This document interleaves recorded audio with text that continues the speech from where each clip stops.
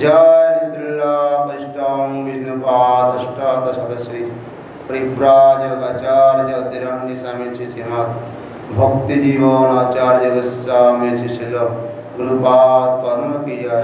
नित्रिलापष्टं विष्णुपादष्टादशतश्री श्रीमद् भक्ति कमल मधुसूदन गोस्वामी परम गुरु महाराज की जय। नित्रिलापष्टं विष्णुपादष्टादशतश्री श्रीमद् भक्ति सिद्धांत सरस्वती जगद्गुरु ठाकुर प्रभुपाद की जय। परमहंस चूड़ामणि श्री श्री गौर किशोर दास बाबा जी महाराज की जय। श्री सच्चिदानंद भक्तिविनोद ठाकुर की जय। वैष्णव सार्वभौम श्री जगन्नाथ दास बाबा जी महाराज की जय। गौड़ीय वेदांत आचार्य श्री बलदेव विद्यावासन प्रभु की जय। श्री विश्वनाथ चक्रवर्ती ठाकुर की जय। कृष्ण नरोत्तम श्यामानंद श्रीनिवास आचार्य बहुपुत्राय की जय। श्री कृष्णदास कविराज गोस्वामी प्रभु की जय। श्री स्वरूप दामोदर प्रभु की जय। श्री राय रामानंद प्रभु की जय। नमाचार्य श्री हरिदास ठाकुर की जय। श्री वृंदावन दास ठाकुर महाशय की जय। श्री वंशीदास बाबा जी महाराज की जय। श्री रूप सनातन भट्ट रघुनाथ श्री गोपाल भट्ट दास रघुनाथ षड़ गोस्वामी प्रभु की जय। प्रेम से कहो श्री कृष्ण चैतन्य प्रभु नित्यानंद श्री अद्वैत गदाधर शिवासादि गौर भक्तवृंद की जय।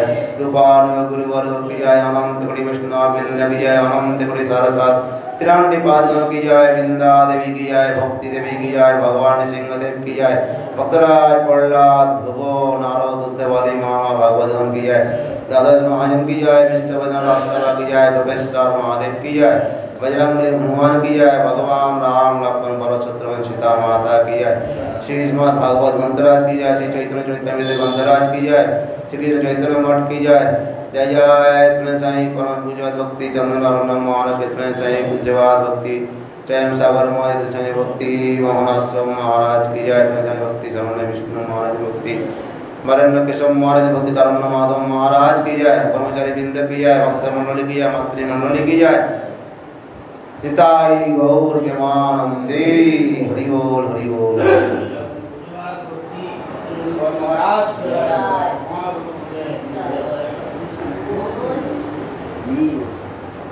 वंदे अहं श्री गुरु श्रीयुत पदकमलं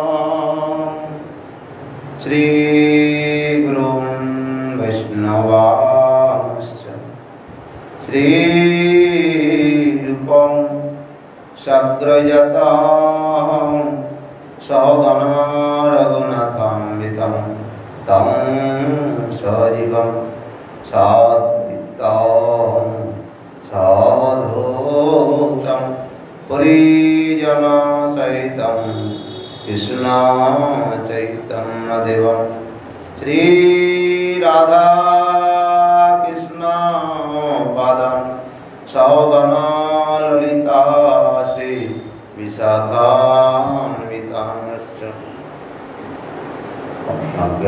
अज्ञानतिमिरन्धस्य ज्ञानाञ्जनशलाकया चक्षुरुन्मिलितं येन तस्मै श्रीगुरवे नमः। श्रीब्रह्ममद्दगौर्य सरस्वते नमस्तुते।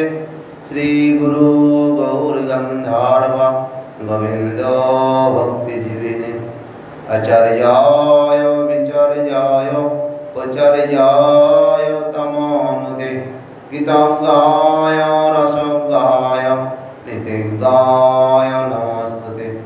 सत्तम शिवगोत्तम मानदत्तम भागमिने संतो दन्ताय कान्ताय महन्ताय नमो नमः। सत्यव्रताय शान्तन्न सौजन्य सभ्यमूर्तये श्रीमते भक्ति जीवनाचार्य श्री गुरुदेवाय ते नमः। दीर्घं सौमवपुर्नवारुण भैरवासस्तिरन्नामितं दिव्यं श्रीगुरु गौरकीर्तन रसानन्दनमत्तं सदा। श्रीगौर्य जतीन्द्र भक्ति कमलं स्निग्धं सेवा विग्रहं वंदे श्रीमधुसूदनं गुरुवरं वेदान्तविद्यामुनिं नमां विष्णुपादाय कृष्णपृष्ठाय भूतले श्रीमते भक्तिसिद्धान्त सरस्वतीति नामिने शिवार्षभानुमि देवी दयिताय कृपाब्धये कृष्ण संबंध विज्ञान दायिने कवे नमो माधुर्य उज्ज्वल ब्रह्मांड श्रीरूपानुग भक्तिद श्री गौर करुणा शक्ति विग्रहाय नमस्ते नमस्ते गौरवाणी श्रीमूर्तये दिनतारिणे श्रीरूपानुग विरुद्धाप सिद्धान्त वाञ्छाकल्पतरुश्च कृपा सिन्धुभ्यैव च पतितानां पावनेभ्यो वैष्णवेभ्यो नमो नमः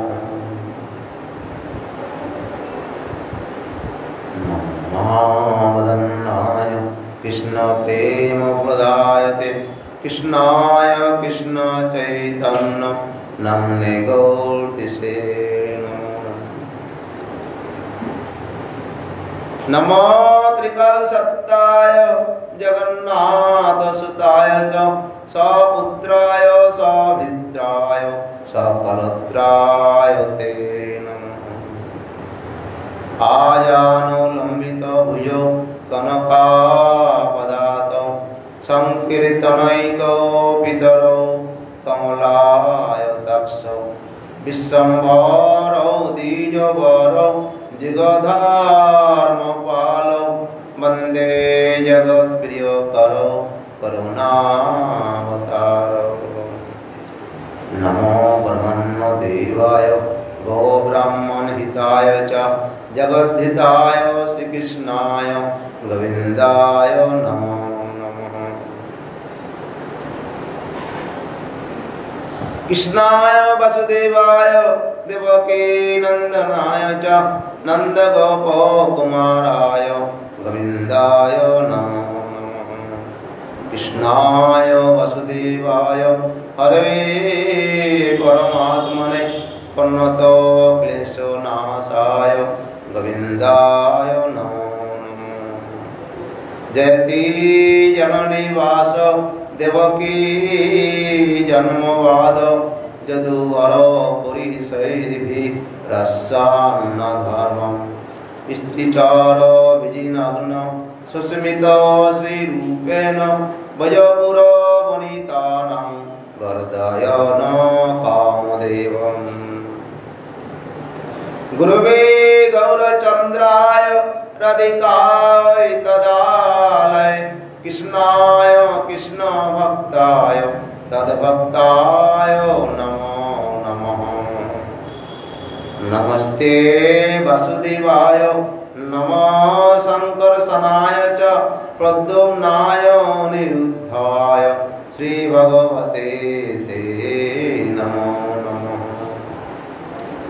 प्रेमाञ्जनचरित भक्ति विलोचनेन सन्तो सदैव हृदयेषु विलोकयन्ति ज्ञान श्याम सुन्दरं अचिन्त्य गुणस्वरूपं गोविन्दमादिपुरुषं तमहं भजामि तमादिदेवो करुणानिधानं तमालोकर्णं सुहितावतारम् अपार संसार समुद्र सेतुं भजामहे भगवत स्वरूपम्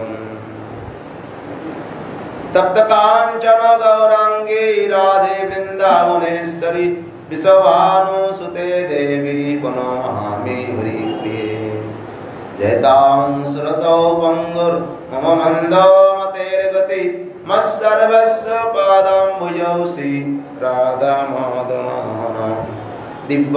दिव्यादिविन्दारण्य कल्पद्रो माधव श्रीमद् रत्नाकर सिंहासनस्थ श्री श्री राधा शिलो गोविंद देव पेष्ठाली भी सेव्यमानुष्म श्रीमान रासरसारंभि वंशीवट तटस्थितौ कर्षाभिन् शनैर्गपि गोपीनाथ श्रियस्तन वृन्दावै तुलसीदेव्यै प्रियायै केशवस्य च विष्णुभक्ति प्रदे देवी सत्यवत्यै नमो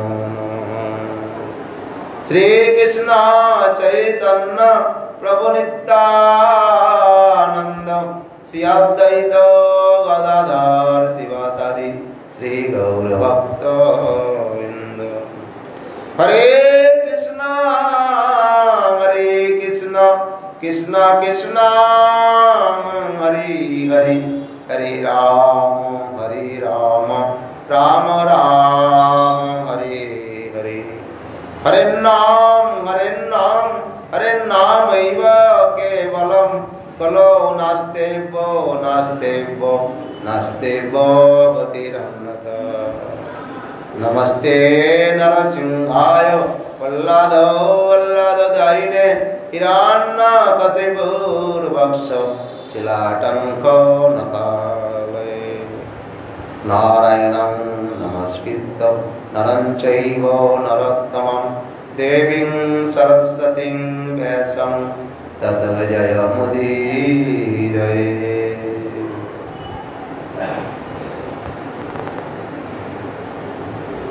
हरि बोल हरि बोल हरि बोल हरि बोल हरि हरि बोल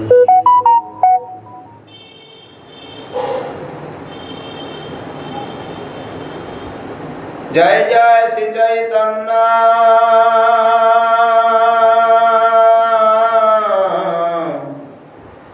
जय नित्यानंद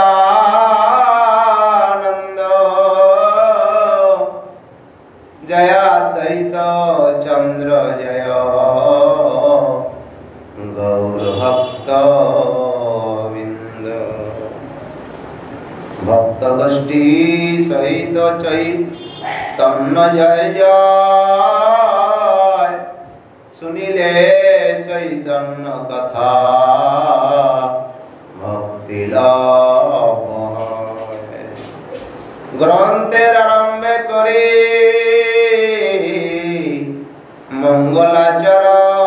मंगलाचरण गुरु वैष्णव भगवान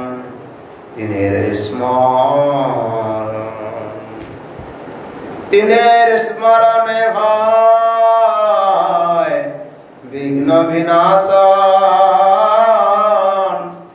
जहाँ हईते है सर्व अविष्ट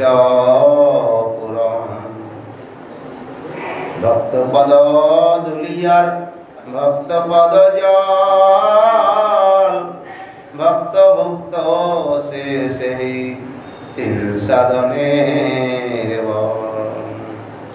हरि बोल हरि हरि बोल हरि हरि बोल हरि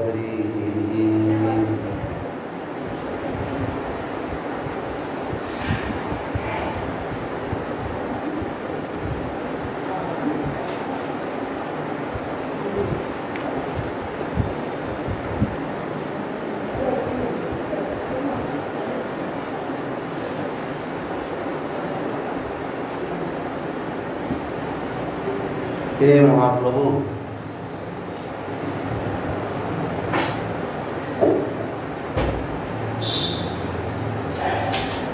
श्री चैतन्य चरितामृत नाना मत ग्राह्यग्रस्तन दाक्षिणात्य जनदीपान कृपारिणा विमोचयितान गौरचक्रे सवैष्णवान् महाप्रभु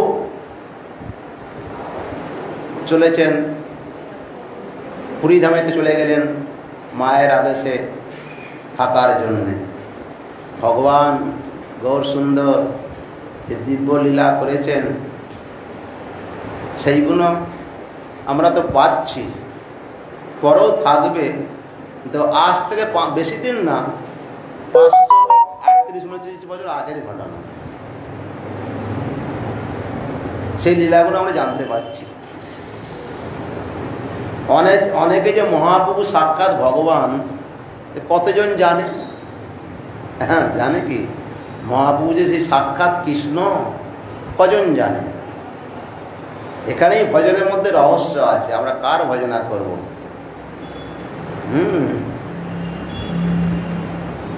কৃষ্ণের চরণে অপরাধ হলে অনেক বেগ পায়, কষ্ট দিতে হয়, কিন্তু মহাপ্রভু বড় উদারময়, ঔদার্যময় বিগ্রহ। তিনি উদার, তিনি পাপী তাপী সবাইকে উদ্ধার করেন। নিত্যানন্দ প্রভু দুজনে যখন এসছেন সব পার্ষদ, নিত্যানন্দ ঠাকুর সাক্ষাৎ বলরাম, তিনি মার খেয়ে প্রেম দান করেন। মেরে কলসির কানা দিয়ে মার খেয়ে কপাল ফাটিয়ে রক্ত গড়গড় করে পড়ছে। মহাপ্রভু সুদর্শনকে ডাকলেন, সুদর্শন এসে গেলেন।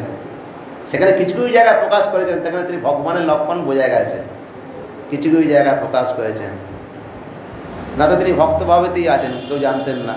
কিছু কিছু জায়গায় ভক্তের সঙ্গে প্রকাশ হয়েছেন। শিবাসাঙ্গনে 7 প্রহরিয়াতে ভাবেতে যখন আছেন, তখন সবাইকে দিব্য বর দিচ্ছেন, তখন জানতে বলেন তিনি সাক্ষাৎ ভগবান। সার্বভৌম ভট্টাচার্যকে ষড়ভুজ মূর্তি দর্শন করিয়েছেন, তখন তিনি তো জানতেন না কিছু। নিত্যানন্দ প্রভুকে ষড়ভুজ মূর্তি দর্শন করিয়েছেন। তৈত্রিক বিপ্রকে অষ্টভুজ রূপ দর্শন করিয়েছেন। তো এইগুলো শাস্ত্র প্রমাণ যে সাক্ষাৎ তিনি ভগবান। এসব প্রকাশ তো হয় না, ভগবান করিয়েছেন। তো এখন তিনি তীর্থের ছলেতে, যে তার বড় ভাইয়ের নাম হচ্ছে বিশ্বরূপ, তার 2 ভাই, তার বড় ভাই বিশ্বরূপ চলে গেছেন। মহাপ্রভু অনেকদিন আগেই সন্ন্যাস নিয়ে চলে গেছেন। যখনই তার বিবাহের ব্যবস্থা আরম্ভ করলেন 14-15 বছর বয়সে, তখন সংসার ছেড়ে চলে গেলেন। সেই দক্ষিণে শুনেছেন গেছে, সেই মহাপ্রভু ছলনা করে যাচ্ছেন, দাদার আমি খোঁজ করতে যাচ্ছি। আর মহাপ্রভু যেখানে যান তো সবাইকে তো উদ্ধার করার জন্যই তো তার এইসব লীলা। যেতে যেতে এখানে বলছেন যেখান দিয়ে যাচ্ছেন সে সবাইকে বৈষ্ণব করে যাচ্ছেন সে স্থান। এর আগে হয়ে গেছে, পরে তা পড়ছি আমরা। এখানে 9ম পরিচ্ছেদে বৌদ্ধ জৈন থেকে আরম্ভ করে সমস্ত সব দক্ষিণাত্যে বহু শিবভক্ত আর বিষ্ণু ভক্ত। শিবভক্ত প্রচুর প্রচুর শিব মন্দির আছে বড় বড়, আর বিষ্ণু ভক্ত আছে। তো শৈব ভক্ত বেশি। শৈব ভক্তের মধ্যে অনেক পাষণ্ডী আছে। বৈদ্য, জৈন, মায়াবাদী, বহুবিধ মদ রূপ কুম্ভীরগ্রস্ত গজেন্দ্রস্থলীয় দক্ষিণাত্যবাসী মনুষ্য দিগকে কৃপা চক্র দ্বারা গৌরচন্দ্র উদ্ধার করিয়া বৈষ্ণব করিয়াছিলেন। যিনি উদ্ধার করেছিলেন, তখনকার শক্তি এত প্রবল ছিল, যেখান দিয়ে যেতেন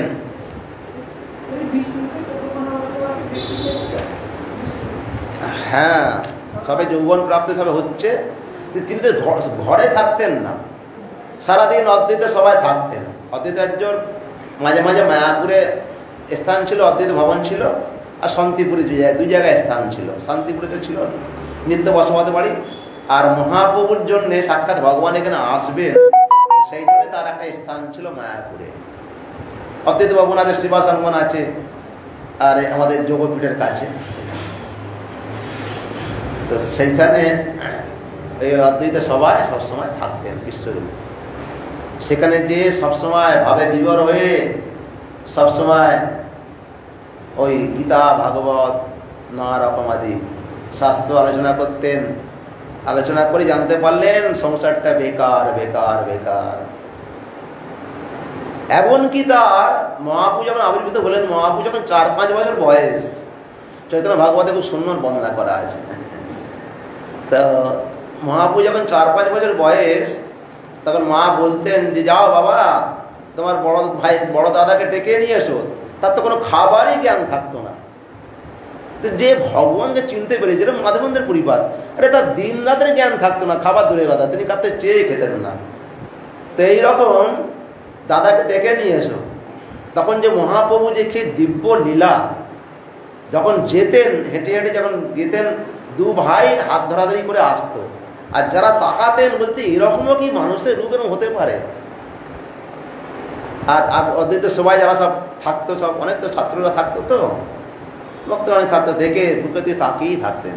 আর বিশ্বরূপ মহাপ্রভুকে তাকে, আর মহাপ্রভু তো তখন তো কি প্রকাশ হবে, চুপচাপ তাকিয়ে থাকতেন, অনর্গল মুখের দিকে তাকিয়ে থাকতেন সব। এরকম রূপ বাচ্চা বিশ্বরূপ হাত ধরাই করতে করতে আসেন, দাদা চলো মা খাবার জন্য ডাকছে, অনেক দেরি হয়ে গেছে, তখন দুপুর গড়িয়ে বিকেল হতে যাবে, এরকম এইভাবে ডেকে নিয়ে আসতেন। তারা এইভাবে লীলা করেছেন। মহাপ্রভু যখন 4 বছর 5 বছর বয়স, সেই সময় বিশ্বরূপ যখন শুনলেন আমার বাবা বিবাহের জন্য ব্যবস্থা করছে, বাবা আমার তো কর্তব্য তো বিবাহ দেবো, সংসারে তো সবাই এটাই চায়, কজন চায় যে ছেলে আমার সাধু হয়ে যায়। হ্যাঁ, তখনকার দিনও সেই সময়ও নবদ্বীপে বড় বড় টোল ছিল। নবদ্বীপে কি এমন বিরাট, তখনকার ভারতবর্ষের মধ্যে দুটো জায়গায় সবথেকে শ্রেষ্ঠ ছিল, এদিকে মিথিলা আর এদিকে নবদ্বীপ। এদিকে বেনারসাদি ছিল, বেনারসের দক্ষিণ ভারত ছিল, কিন্তু মিথিলা সব থেকে মিথিলা থেকে যে যে মানে ব্যাকরণ কাব্য যে শিখে আসবে সারা পৃথিবীর মধ্যে শ্রেষ্ঠ সে মিথিলা পরে নবদ্বীপে বড় বড় টোল সেই সময় ছিল। তারপরে এদিকে কাশী বেনারস থেকে আরম্ভ করে দক্ষিণ ভারতে বড় বড় পণ্ডিতরা আছে সারা পৃথিবীর মধ্যে। এদিকে মিথিলা আর এদিকে নবদ্বীপ বিরাট হয়েছে। তখন শ্রী চৈতন্য ভাগবতের বর্ণনা করা আছে, এক এক ঘাটে লক্ষ লক্ষ লোক স্নান করছে, এক এক ঘাটে কত ঘাট ছিল, লক্ষ লক্ষ লোক স্নান করছে সেখানে। আর সেখানে মহাপ্রভু বাচ্চা বয়সে কি করতেন, এই যে জল ঘোলা করতেন, কাদা করতেন, এইভাবে সব নানা রকম উদ্যম করতেন, এইভাবে দিব্যলীলা করেছেন। সেই মহাপ্রভুই এই বিশ্বরূপের খোঁজ করে সেই তীর্থস্থানে যাচ্ছেন, মানে তীর্থস্থলে, কিন্তু দক্ষিণে সব ভক্তদের উদ্ধার করার জন্য, সব যেখানে যাবেন সব জায়গায় বৈষ্ণব করা। মহাপ্রভু এরকম পুরীধামে থেকে এই 3 বছর গমনাগমন, দক্ষিণ ভারত উত্তর ভারত সারা ভারতে 3 বছর গমনাগমন করেছেন।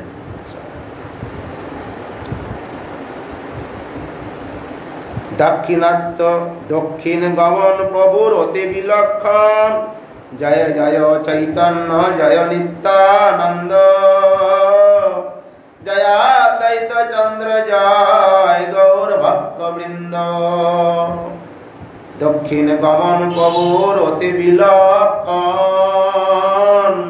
সহস্র সহস্র তীর্থ কইল দর্শন, সহস্র সহস্র তীর্থ দর্শন করেছেন। এর আগে নিত্যানন্দ প্রভু 20 বছর ধরে সমতীর্থ দর্শন করেছেন তিনি, দক্ষিণ উত্তর সব। আর মহাপ্রভু যাচ্ছেন সেই সব তীর্থ স্পর্শে মহাতীর্থ কইল, সেই সব তীর্থকে স্পর্শ করে, মানে যেখানে স্পর্শ মানে চরণধুলি দ্বারা স্নান দ্বারা স্পর্শ করে মহাতীর্থ করলেন। সাধুদের তো কোনো তীর্থে যাওয়ার প্রয়োজন হয় না, তারা সাধুরা তীর্থ স্বরূপ। আর ভগবান এখানে যাচ্ছে, ভগবান যেখানে যাচ্ছে, সাধুরা যেখান দিয়ে যায় তীর্থকে মহাতীর্থ করে তোলে। সেই সব তীর্থ স্পর্শী মহাতীর্থ কইল, সেই ছলে সেই দেশের লোক নিস্তারিল। সেই ছলে যা কিছু করেছেন ছলে বলে কৌশলে, কেউ বুঝতে পারেনি, তার মধ্যে কিছু কিছু শরণাগতি ভক্ত তাকে নিজের রূপ দর্শন করিয়েছেন। যেরকম ওই গীতা পাঠ করছেন সেখানে, হ্যাঁ, আর একটা ব্রাহ্মণ এর আগে হয়েছে, যেখানে ওই কুষ্ঠ বিপ্র, সেখানে তার শরীরে গলিত কুষ্ঠ, তাকে দর্শন দিলেন। তারপরে ওই পূর্ব বিপ্র, তারই গ্রামে প্রথম যখন গেলেন সেখানে জানতে পারলেন সাক্ষাৎ ভগবানই। এইসব মানে রসিক ভক্ত যিনি, সেখানে ভগবান নিজেকে নিজে থাকতে পারেন না, নিজেকে নিজে প্রকাশ করেছেন। সেই সব তীর্থের ক্রম কহিতে না পারে, দক্ষিণ বামে তীর্থ গমন হয় ফেরা ফেরি। তীর্থের যে এই ক্রম অনুযায়ী বর্ণনা করা অসম্ভব, সেই জন্য আগে পরে এইভাবে বর্ণনা করা হয়েছে শাস্ত্রে। অতএব নাম মাত্র করিয়ে গণন, সহস্র তীর্থ কত গণন করব, কত বলা যাবে। এই যে বলে অতএব বিশেষ বিশেষ নাম মাত্র করিয়ে গণন, বিশেষ বিশেষ তীর্থের কথা এখানে বর্ণনা করছি। অতএব নাম মাত্র করিয়ে গণন, কইতে না পারি তার যথা অনুক্রম। অনুক্রম হয় বিশেষ ভাবে, লাইট ভাবে, মানে পূর্ববৎ পথে যাইতে যে পায় দর্শন, সেই গ্রামে যায় সেই গ্রামের যতজন। সবেই বৈষ্ণব হয় কয়ে বৈষ্ণব, কয়ে কৃষ্ণ হরি। অন্য গ্রাম নিস্তার হয়ে সেই বৈষ্ণব করি। যেখান দিয়ে যায় হরি হরি বলতে বলতে, কৃষ্ণ কৃষ্ণ বলতে বলতে যেখান দিয়ে যায়, যারা শোনে তারা, তাদের মুখ থেকে আর নাম সরে না, যেখান দিয়ে যায়। কারণ মহাপ্রভুর এইটাই বিশেষ বিশেষ পাওয়ার। যে গ্রাম দিয়ে যায় তার মুখে যদি একবার বলে বলো হরে কৃষ্ণ বলো, হরি হরি বলো, যে বলে সে যখন বলার সময় সে যে শোনে তার মুখ থেকে আর নাম সরে না, সারা জীবন মুখে যেন আটার মতন লেগে থাকে। তো এইটি একটা বিশেষ বৈশিষ্ট্য ভগবানের। এইভাবে কৃপা করে গেছে, এইভাবে সমস্ত গ্রাম বৈষ্ণব, সমস্ত গ্রামকে বৈষ্ণব করে করে চলেছেন যেখান দিয়ে গেছে।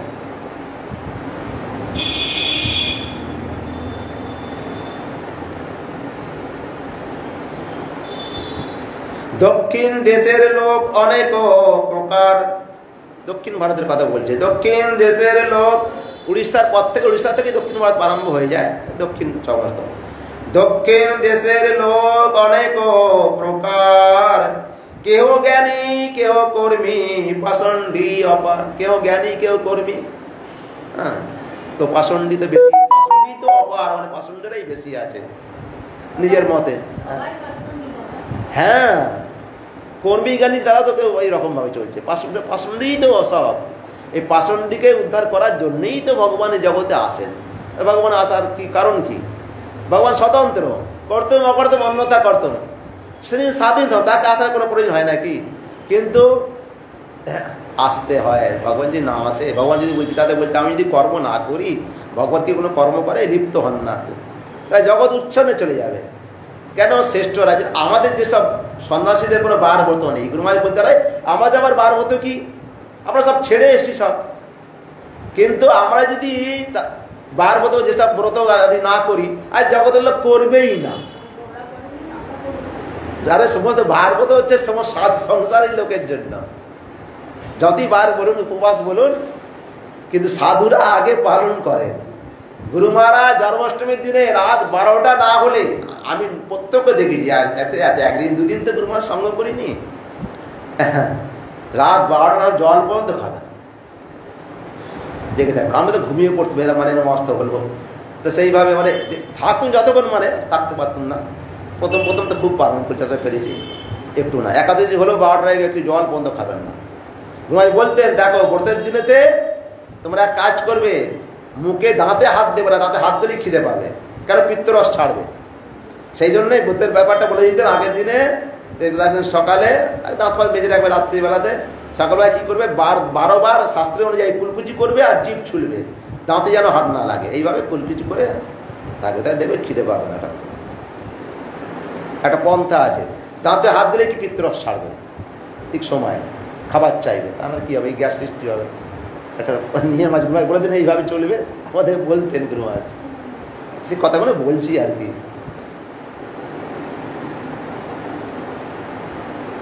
এইভাবে ভগবান লীলা করেছেন। ভগবানের তো দায় পড়ে যায়, ভক্তের জন্যই দায় পড়ে যায়। দক্ষিণ দেশের লোক অনেক প্রকার, কেহ জ্ঞানী কেহ কর্মী, পাষণ্ডী অপার। কেউ কর্মী আর পাষণ্ডী অপার, মানে পাষণ্ডী শেষ নেই, অশেষ বেশিরভাগই। সেই সব লোক প্রভুর দর্শন প্রভাবে, নিজ নিজ মত ছাড়ি হইল বৈষ্ণবে। সেই সব লোক সব মহাপ্রভুর সঙ্গেতে আসতেই নিজেদের মত ছেড়ে দিয়ে বৈষ্ণব বলেন যে না, মহাপ্রভু দর্শন করেই জেনেছে সাক্ষাৎ ভগবান। আরে এরকম দিব্য রূপ, এরকম দিব্য দর্শন, এরকম দিব্য নৃত্য, এরকম দিব্য ভাব যে দেখেছে, এখন মূর্ছিত হয়ে যাচ্ছে যে ঘন্টার পর ঘন্টা। কখনো সেই কচ্ছপের মতো মুড়ে যাচ্ছে, হ্যাঁ, কখনো 10-20 হাত, 20 হাত, 25 হাত, 30 হাত লম্বা হয়ে যাচ্ছে। এরকম জগতে দেখা যায়, শাস্ত্রের অতীত, না শাস্ত্রে তো লেখা, শাস্ত্রে তো লেখা নেই। এসব দর্শন করেই কখন মুখ দিয়ে, কখন গা দিয়ে কাঁটা বেরোচ্ছে, রক্ত বেরোচ্ছে, বিন্দু বিন্দু রক্ত বেরোচ্ছে। এসব দর্শন করে দিব্য দর্শন। এরকম ভগবান তারা এইসব মত ছেড়ে দিয়ে, আর মহাপুর কথা ভাগ্যবান, তারা ভাগ্যবান। আমরাও ভাগ্যবান এসব যেসব কথাগুলো শুনছি। কিন্তু বিশ্বাস সব ছেড়ে দিয়ে প্রবল বিশ্বাস, তাহলেও সেই ফলের আমরা ভাগী হব। প্রবল বিশ্বাস। এতদিন তো পাঠ হচ্ছে, কতটা কে নিতে পেরেছে বলুন? পাঠ তো প্রতিদিন শুনছি আমরা, গুরুসঙ্গ তো অনেক করেছি। আমার বক্তব্য অন্য কিছু না, বক্তব্য হচ্ছে এইটা। সারাদিন তো আসছি, আমি কতটা নিলাম এখান থেকে, নিয়ে আমি সেই নিলাম, নেওয়া মানে কি আমি সেই পথে সেরকমভাবে আমি চলবো, আচরণ করব। কদিন আগে খানাতে গেছিলাম, আমরা তো সাধু সঙ্গীত আমাদের মূল। তো পূজ্যপাদ ত্রিবিক্রম মহারাজ এখন 101 বছর তার বয়স চলছে। তার এরকম সঙ্গতা যেতে পারবো না, যেতে সকালবেলা প্রণাম করতে গেলাম, আরো সব মহারাজের সঙ্গে প্রণাম করতে গেলাম। 101 বছর চলছে। হ্যাঁ, আমাদের 2-3 বছর এখানে আসতে পারিনি। আমাদের এখানে আসতেন তো, গুরু মহারাজের বিশেষ প্রিয় গুরু মহারাজ এতে পরম গুরু আরতিতে আসতেন না। এখন ক বছর খুব শরীর খারাপ বলে আসতে পারেন। এবছরে গেছিলেন, অরণ্য মহারাজ গাড়ি করে এনেছিলেন, ওখানে এসেছিলেন। তো কত সে বৈষ্ণবরা কৃপা করার জন্যই আছেন, যে আমাদের মধ্যে কিছু কিছু সব আমাদের সব শ্রেষ্ঠ মহারাজা প্রশ্ন করছেন। মহারাজ দেখুন, এখন তো জগতে এরকম চলছে, সব উলট পালট হয়ে যাচ্ছে। বলে যে রকম চলুক না কেন, গুরুদেব তোমাকে মন্ত্র দিয়েছে, তার কথাটা বলছি আমি। সেই মন্ত্রটা আমি, সেই বীজ মন্ত্র দিয়ে ততটা আমি কতটা জাগৃত করলাম, মন্ত্র কিও জপ করলাম। কি করছে না করছে মহারাজদের বলা হচ্ছে, বলছে কি করছে না করছে তোমরা সব দিকে তাকাবে না, যে যে করছে সে করুক না কেন, তুমি কি করছো সেটা দেখো। ওই কথা বলছি, ওই কথাই বলছি আমি ওই কথাটাই তুলে ধরছি। শোনার উদ্দেশ্য কি, সাধুসঙ্গর মানেটা কি? আমাদের সঙ্গে বসলে কিছু করে 1 ঘন্টা ধরে তার সঙ্গ হলো, তারপরে গুরু পূজাতে গেলাম আমরা, লাস্টের দিনের কথা বলছি। হ্যাঁ বলছেন, প্রশ্ন করছেন মহারাজ, এই যে গুরুদেব, আপনি তো একটা গুরুদেব, আমাদের অকিঞ্চন মহারাজ থেকে আরম্ভ করে ভক্তি বেদান্ত সাধু মহারাজ থেকে আরম্ভ করে, নারায়ণ মহারাজ থেকে আরম্ভ করে, আরও সব মহারাজ আমরা আপনার গেছিলাম, ঋষিকেশ মহারাজ থেকে আরম্ভ করে প্রশ্ন করছেন। তো মহারাজ গুরুদেব, আপনি একজন গুরুদেব, আপনার শিষ্য আমি হয়েছি, আমি তাকে গুরুদেব সন্ন্যাসী হয়ে গুরুদেব আমিও দীক্ষা দিচ্ছি। তাহলে তো আপনি আর আমি সমান হয়ে গেলাম। আমি গুরুতত্ত্ব, তত্ত্ব তো একই আছে, গুরুতত্ত্ব একই, যে বাবা তত্ত্ব তো একই, কিন্তু এইখানে ভজনের রহস্য আছে। হ্যাঁ, মনের মধ্যে একটু অহং থাকবে না, গুরুতত্ত্ব একই। প্রভুপাদ হচ্ছে আমাদের মূল গুরু, আমাদের গৌড়িয়া বলে সমস্ত হচ্ছে প্রভুপাদ। তাতে প্রভুপাদ দেখুন, তো আমাকে শিষ্য করেননি, সবাইকে গুরু বলে গেছেন, গুরু ওইবার নেই। বলছেন বললেন গুরুদেবকে যে চরণে যে পুষ্পাঞ্জলি দেওয়া হয়, আমরা গুরুদেবকে দিই, তো গুরুদেব নিজে নেন না, এই কথা দেখুন কিভাবে বুঝিয়ে বললেন আমাদের।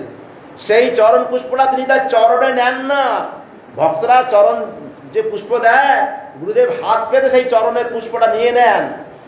গুরুদেবের চরণে যখন দেয়া হচ্ছে, সেই চরণটা চরণে দেখা, আমরা দেখছি যে গুরুদেবের চরণে আমরা পুষ্পাঞ্জলি দিচ্ছি, তো কিন্তু গুরুদেব হাতটা আগেই নিয়ে নিচ্ছে, নিয়ে সেটা তার গুরুদেবকে দিচ্ছেন।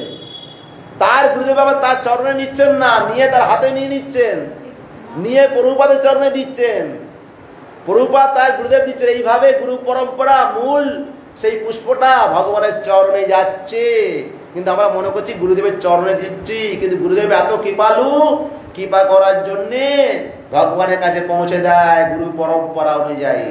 এই কথা কোথায় শুনেছেন এমন ভাবে? মহারাজ বললেন, আর মন্ত্রকে জাগৃত করতে হবে, মন্ত্রকে দেওয়া হয়ে যাবে বীজ, বীজকে জল দিয়ে সেচ জল দিয়ে তাকে জাগৃত করতে হবে। চৈতন্যে বলা আছে না, তার গোলক ধাম পৌঁছে যাবে সেখানে। আমি যদি ভজন না করি, গুরুদেব আমাকে হরিনাম দিয়েছে, সারাদিন কর্ম করলাম, বলছে 4-5 পারা, 6 পারা, 8 পারা, 10 পারা, 16 মালা হরিনাম করলাম, রেখে দাও মালাটা, হয়ে গেল। হবে না, হবে না, হবে না, ভালো করে বললেন, ভালো করে সেই কথা বলেছেন, সেই কথা আমি এখানে তুলে ধরছি, ঠিক আছে তো? সবই কাজ করে তুলে ধরছি। হ্যাঁ, সেই কথা আমি তো বলছি এখানে, বলার উদ্দেশ্য কি, পাঠ করার উদ্দেশ্যটা কি? উদ্দেশ্য তত্ত্বজ্ঞান যাতে লাভ করতে পারি, সেই পদে জাগৃত করতে পারি গুরুদেবের কথা। গুরুদেব নেই, আমাদের অভিন্ন গুরুদেব আছেন, তার কথা শুনলাম। বলছেন 2-4 বেলাতে হবে না, মন্ত্রটা একান্তভাবে জপ করতে হবে। আর হরিনাম 1 লক্ষ হরিনাম হরিনাম করতে হবে, যে যতই হোক না কেন, সংসারে হোক না কেন, জপ করতেই হবে 1 লক্ষ। ভালো করে এই কথা মহারাজ বললেন, 2-3 দিন আগের কথা বললেন। করতে হবে, যে মানবে সে ভালো, না মানবে সে ভালো। ভক্তরা একজন মহারাজ হাতে আংটি আছে, আপনি মহারাজের হাতে সোনাকে রেখে দিয়েছে, সোনাকে, কলিকে রেখে দিয়েছে, কলি কলি, এটাকে বাদ করো। কেন? এইগুলো যতক্ষণ থাকবে আসক্তি, এই কলি সেখানে আগড়ে থাকবে। আমার কাছে 2-1 টাকা আংটি দেখলে এই যে সর্দি ভর্তি হতো, একটা মহারাজ ছিলেন, মহারাজ এগুলো রাখা উচিত, নিজে বলেননি হাতে আংটি ফাংটি রাখা উচিত না। আরে ভগবানকে যে স্মরণে থাকবো, তার গ্রহ মর্ম হ্যান ত্যান কি, আরে সবসময় ভগবান নৃসিংহদেবকে স্মরণ করবো, গুরুদেবকে স্মরণ করবো, তার সেখানে আর এসব কিছু থাকে নাকি? কেউ দেখেন না আবার তুলসী মালার মধ্যে বা সোনা থাকে, এখন তো অনেকের কি দাঁড়িয়ে হবে? মানে 1 লক্ষ নাম করতেই যাবে, যত কর্ম করো। যদি সেদিন না করতে পারো, তার পরদিন আরো 10-20 মালা আরো সংখ্যা বেশি করে করতে হবে। কোনদিন কোনো কারণে পারলাম না, মনে করো আমাদের গুরু পূজা, আরো সব বৈষ্ণব সেবা, অনেক কর্ম থাকে, জন্মাষ্টমী, তারপর দিন তার বেশি করে করতে হবে, বাদ দিলে চলবে না। দীক্ষা মন্ত্র ঠিক মতন করতে হবে, মালা হরিনাম এভাবে করতে হবে। আরে আমি কি, আমি গুরু পদ পাচ্ছ, আমি গুরু হয়েছি, গুরুদেব আমাকে গুরু করেছে, আমাকে মন্ত্র দিয়েছেন, সন্ন্যাস দিয়েছেন, আরো সব এইভাবে বললেন, ভজন করো ভজন করো ভজন করো, অন্য কিছু না। একটাই কথা বলা হলো, এর উত্তর একটাই, গুরুদেব মন্ত্র দিয়েছেন, হরিনাম করুন, ভজন করুন। আর অভিমান ত্যাগ করে, অভিমান ত্যাগ করা যাবে না। কে কি করলো না করলো আমি দেখবো না। 1000 জন এখানে আসছে, তো বেশিরভাগ বক করতে থাকে, ওদিকে কান দেবে না। তুমি তোমার নিজের ভজন করো, মন্দিরে এসছো, ভগবানের দিকে এক মনে দেখো না। আরতি সময় বারবার বলিস না, ঘন্টা দিয়ে কামড়াকামড়ি করতে থাকে, বারবার বলেছি। কেন? কে হাত জোড় করে ভগবানের দিকে তাকিয়ে থাকে, হে প্রভু কৃপা করুন, চোখের জল ফেলে, কজন করে আমাকে বলুন। আমি তো আগে অনেক বলেছি।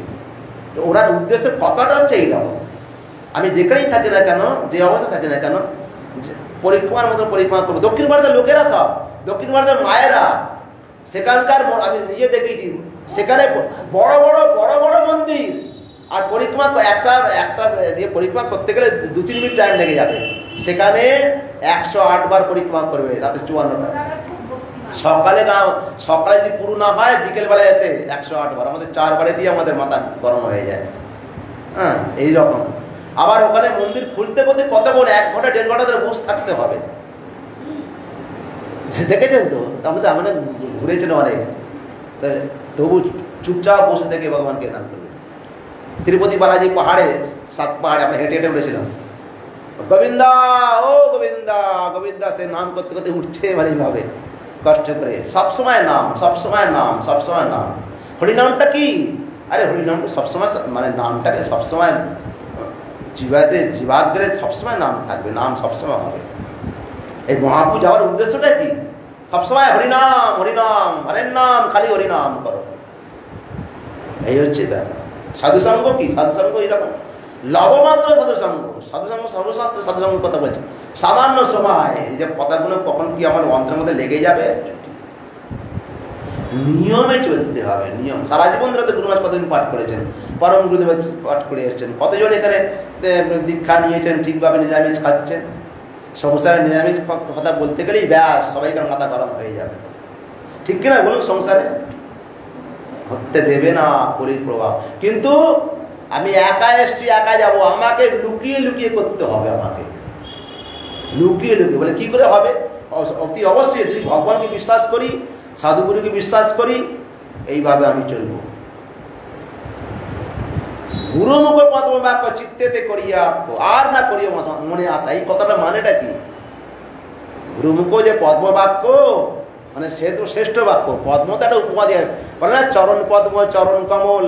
মানে আমাদের যে শ্রেষ্ঠ জগতের যে বস্তু, তাকে দিয়ে উপমা দেওয়া হয়। ভগবানকে কোনো বস্তু দ্বারা উপমা দেওয়া যায় নাকি? চরণ কমল, নেত্র কমল, চরণ, সেইভাবে উপমা দেওয়া হয়। ভগবান থেকে শ্রেষ্ঠ কি দিয়ে উপমা দেবো ভগবানকে? সেইভাবে সবসময় গুরুদেবকে স্মরণ করা, বৈষ্ণবকে স্মরণ করা।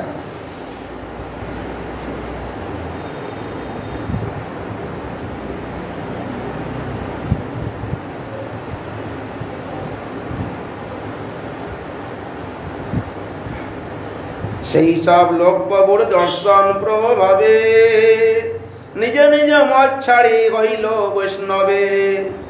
বৈষ্ণবের মধ্যে রাম উপাসক সব, কেউ তত্ত্ববাদী কেউ হয় শ্রী বৈষ্ণব। এই যে বেশিরভাগ ওখানে শৈবপন্থী বেশি আছে, শিবপন্থীর পাষাণ্ডীরা বেশি। হ্যাঁ, শিব মানে শিবকেই মানে। ভগবান বলে যে শিব আমার প্রিয়, শিবের ভক্ত আমার প্রিয়, কিন্তু শিবকে যে স্বতন্ত্র ঈশ্বরকারে যে পূজা করে সে হচ্ছে পাষাণ্ডী। ঠিক আছে তো, শিবকে যে আমরা শিবকে বৈষ্ণবের আমরা পরম বৈষ্ণব রূপে দেখব, তিনি হচ্ছে বিষ্ণু, পরম বিষ্ণু। আমরা অগ্রগণ্য বৈষ্ণব, অগ্রগণ্য শিবকে বলা হয়েছে। কিন্তু সাধারণ লোকরা যে শিব পূজা করে শিবকেই সব মানে, ভগবানকে মানে না। আবার শিব বলছেন, আরে যে আমার উপাসনা করে, যে কৃষ্ণকে মানে না, আমার গুরুদেবকে মানে না কৃষ্ণকে, সে আমার ভক্ত না, সে মহাপাষাণ্ডী। এই কথা বলছে। বৈষ্ণবের মধ্যে রাম উপাসক সব, কেউ তত্ত্ববাদী কেউ হয় শ্রী বৈষ্ণব। রাম ভক্ত প্রচুর, ভগবান রামচন্দ্র ওখানে লীলা করেছেন।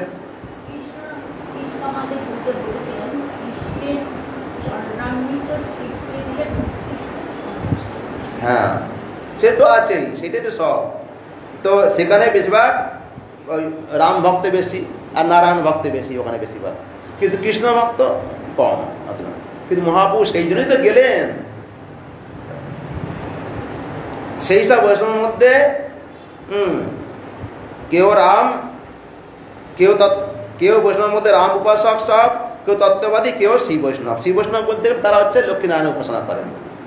শ্রী সম্প্রদায়, আমাদের 4টে সম্প্রদায় আছে তো, শ্রী, সনক, ব্রহ্ম, রুদ্র, 4টে সম্প্রদায়, 4টে আমাদের আচার্য আছে।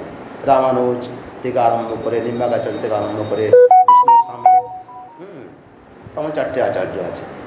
তো আমরা হচ্ছি মধ্যাচার্য, আমাদের হচ্ছে মধ্যাচার্য।